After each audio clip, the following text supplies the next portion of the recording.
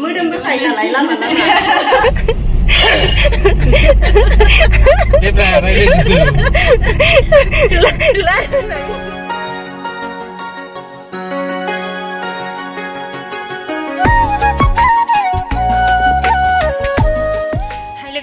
खुलुमबाय गिबियावनो लोगोसे आंनि दानस्रि फुंखा इउटुब चेनेलाव नोंथांमोन बयखौबो बरायनानै लाग्रोनाय जाबाय ओमफ्राय दिनै आङो मोनसे गोदान ब्लग भिडिअ लानानै फैलायबाय दायो कपाटियाव थांनो ओंखारदों आरो आं ओमफ्राय आंनि लोगो जोंनि सेल्फ हेल्प ग्रुपनि प्रेसिडेन्ट ओमफ्राय जाहामुथु जों साथामजों थांगोन ओमफ्राय बे थांनायनि कारनानो जाहैबाय जों दाखालि बावैहाय लन लादोंमोन नालाय 3 लाख ओमफ्राय जोंथ' बोसोरे खनफ्रोमबो लानायावहाय बोसोरसेयावनो मारिनाय खालामदोंमोन ओमफ्राय दाखालिनिखौबो जोङो माने मा होनगोन बोसोरसेयाव मारिला बोसोरनैजोंसो मारिगोन होननानै रायलायलांखानाय नाथायबा जोङो फैसाखौ मोननाय लोगो लोगो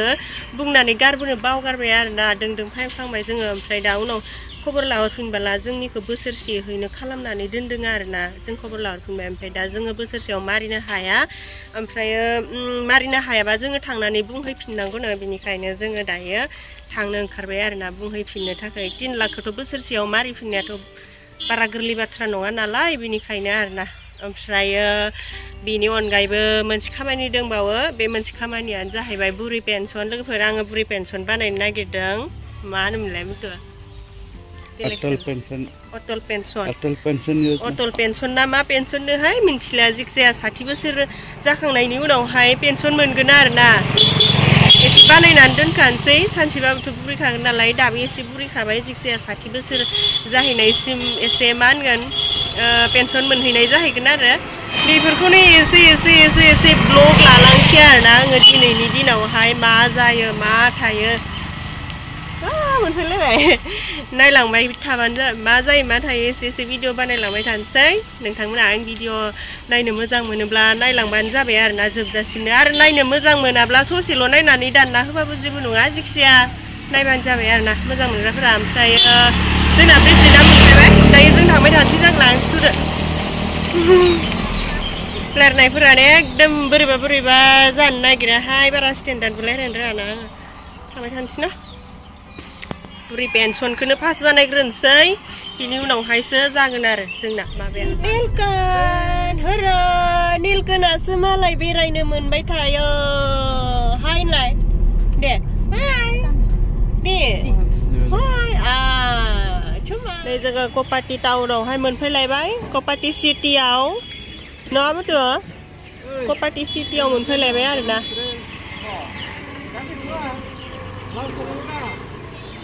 मा होनदों हेलमेट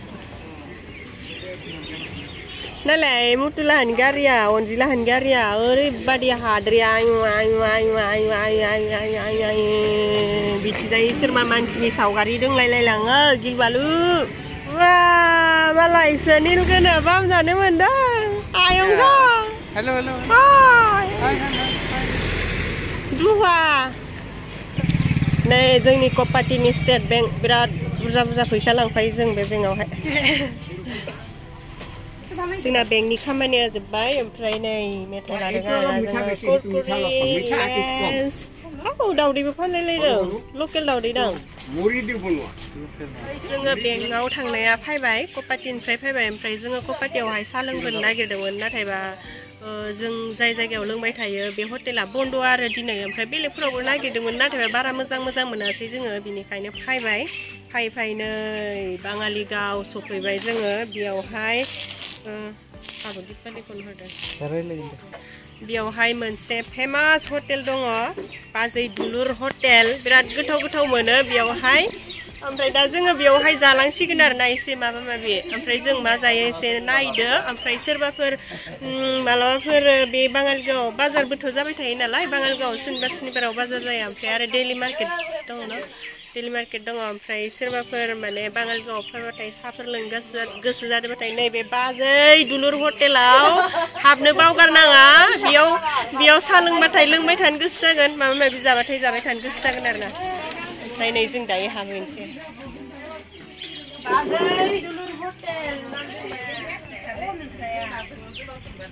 नै खाथियाव आरो गय दखानबो दंबावोसो बेयाव जाखांबा बेयाव जानो हागोन ओरै एसे नायहरदो मा रोखोमनि गय मोनो एसे खोन्था जोङो गुगुनि जाखांबाय ओमफ्राय गुगुनि जाखांनानै गय जादों आरोना नैबे गुगुनि दखान खाथियावनो बिराद गोथाव गय फानोसा गय दखान ओमफ्राय आरो गयजों लोगोसे बायदिसिना दङ आरो इथिंजाय दख'नाफोरबो दङ ओमफ्राय दखाननि नामा मामोनथाय मालिकनियाव एसे सोंना लानोसै दे खोन्थाना लालाय दखान नामखौ मा मोनो ओमफ्राय दखानाव गासिबो गाननाय जोमनायखौनो मोनजोबो गिदिरनिफ्राय लानानै उन्दैनिफ्राय गिदिरनिफ्राय गासिबो गाननाय जोमनायखौ मोनजोबो देलायग्रा तुमफ्रा लाथ'वाखै लागोन मेथाइ मोनो गय मोनो ओमफ्राय मालाबाफोर बाङालिगाव फैबाथाय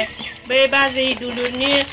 हटेलाव जादो ओमफ्राय जानानै बे खाथियावनो नालाय गय दखाना ओमफ्राय बेयावहाय गय बायनानै जादो आरो जोङो बाङालिगावहाय सा लोंखांनानै न' फारसे थांगासिनो ओमफ्राय न' फारसे थांनायावहाय जोंनि गामि खाथियावनो लदाबारि होननाय गामियाव हेलेना एक्ट्रेस दंफैयो आरो प्रेक्टिस खालामफैदो माबा उदालगुरियाव प्रग्रामसो जालायलांबाय जायोहाय बे अनजिना बुरै मानसिनि सालाय माथो बुंनो प्रग्राम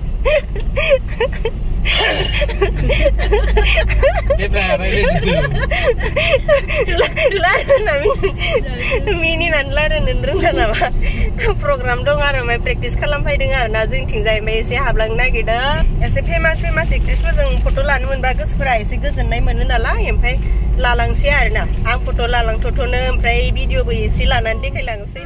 नै किरणखौ बेसेबा गोबावनि उनाव दिनैसो लोगो मोनदों बेंकआवसो थांनायमोन दिनै सुनिबारसिना खुला नामा दिनै खुला दे किरण आं चेनेलाव माखौबा बुंबा बिराद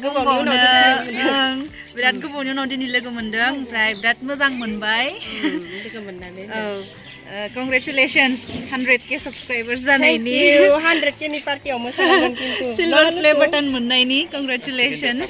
आरो बिदिनो नोंथांमोना सापर्ट खालामलांबाय था नोंथांमोननि सापर्टनि थाखायसो बेखिनि हादों नङा होमबा स' बिदिनो फैबाय थानाय समावबो हेल्प खालाम सापर्ट खालामलायबानो जाबाय बेखिनियानो ओमफ्राय किरणखौबो सापर्ट खालाम किरणहाबो इउटिउब चेनेल दङ बेखौथ' बयबो मिथिखायो जानांगौ ओमफ्राय सापर्ट खालामदो आरोना आं एसेबां बांद्राय एक्टिभ थानाय जाया नालाय बिनि थाखायनो जेबो बुंनोबो गोसो जाया बेस्थ' नालाय मालाय मेदाम मावोना मेदामफोरा बारा टाइम मोनखायाना ओमफ्राय आरो आंखौ ओरैनो थायो नालाय ओमफ्राय ब्लग बानायनो थांसै मोनो आरो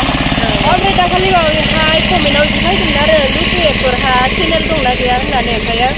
लुटु एक्टरहाबो चेनेल दङ बिनि नामा बिनि अरिजिनेल नामा गपिल बर'सो आरो गपिल बर'आवहाय मा होनगोन इउटिउब चेनेल दङ आरो भिडिअस रिल्स भिडिअ दे ओमफ्राय जोङो हाबैनोसै दाना फैदो लोगोफोर जोंजोंनो लोगोसे हेलेना नायग्रा गोजा बिसोरो ना हेलेना नायनो फैदो आरो ना नोंसोरो नुबाय हेलेना नुबाय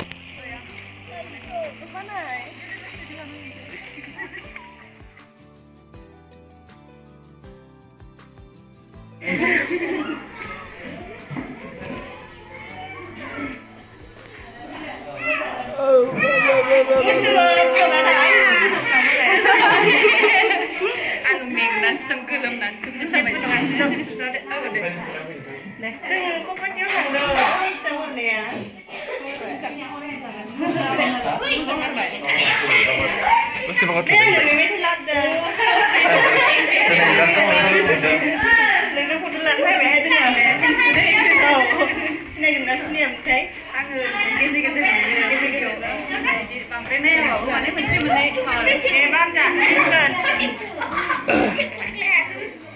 Bam जानांगौ ब्रा bam जानांगौ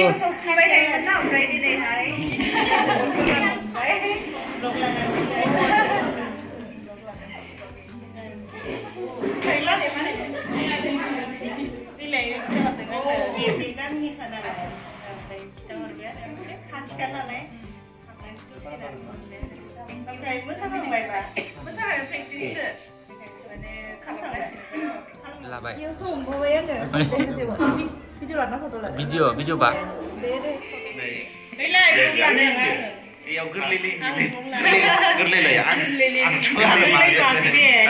Biting bahasa siapa nih?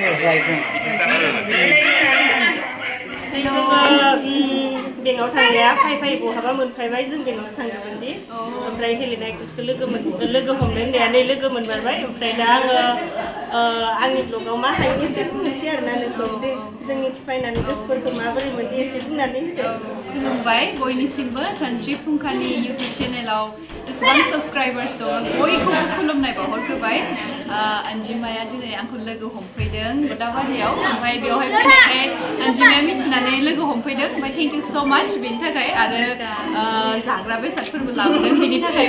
Ones again thank you सो माच। ओमफ्राय बेयाव फैनानै बिराद मोजां मोनदों। आं माने सिरिसो फैनानै प्रेक्टिस खालामनानै थांगोन सानदोंमोन खिन्थु माने मारै मिथिजोबै पुरा गथ'फोरबो फैगासिनो मादैमोनबो फैगासिनो ओमफ्राय बयबो फैनानै लोगो हमफैगासिनो बेनिखायनो बिराद मोजां मोनदों आरोना आङो। फायखोमानो हाया सिरिसो फैगोन सानदों मोदोमबो फायो नालाय लामा मोजां मोनदों आरो बेयाव फैनानै बिराद ओमफ्राय समफोर मिलायबा जोंहानावबो हाबहैदो नाजानोसै। आं एक्चुअलि एसे बिजि बे साननैसोआ सम थानायबाथ' बेराय थांनो हागौमोन ओमफ्राय एकदम टाइमनि ओरै मिलायनो हाथ'यैखाय माने साननैनि थाखायल' फैदों नालाय आं नाजागोन आरो जुदि हाबनो हायोबाथाय। ओमफ्राय बेस्ट विशेस थाबाय नोंनिसिम बिराद मोजां कन्टेन्ट लाबोयो बिराद खस्थ' खालायोबो बिथाङा ओंखायनो बयबो गावबा गावनि बर'नि फिसाफोरा बयबो अनसायदो बिथांनि चेनेलखौ आरो साबस्क्राइब शेयार लाइक खालामनानै होदो जेसेबां हायो शेयार खालामलायदों आरोना।